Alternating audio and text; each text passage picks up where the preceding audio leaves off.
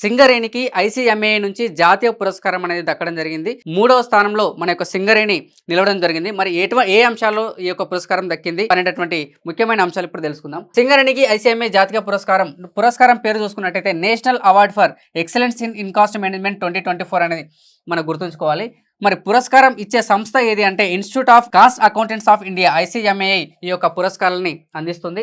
ఏ విభాగంలో వచ్చింది అనేటువంటి విషయానికి వస్తే మెగా పరిశ్రమల విధానం మెగా ఇండస్ట్రీస్ కేటగిరీలో ఈ యొక్క సింగరేణికి ఈ యొక్క పురస్కారం రావడం జరిగింది.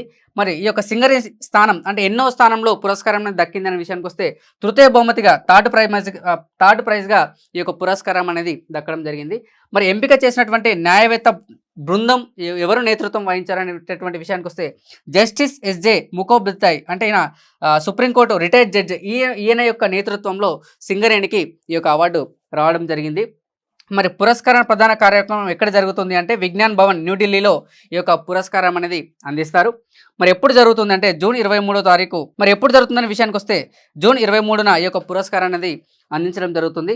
మరి ప్రస్తుత సింగరేణి సిఎండి ఎవరు అనే విషయానికి వస్తే బలరాం గారు ప్రస్తుత సింగరేణి సిఎండి. ఓకే, ఇలాంటి మనం ఖచ్చితంగా గుర్తుంచుకోవాలి. సో ర్యాంకులు అనేది చాలా ఇంపార్టెంట్. సో ఇలాంటి కరెంట్ అఫైర్స్ కోసం వీడియోని లైక్ చేయండి, షేర్ చేయండి, సబ్స్క్రైబ్ చేయండి.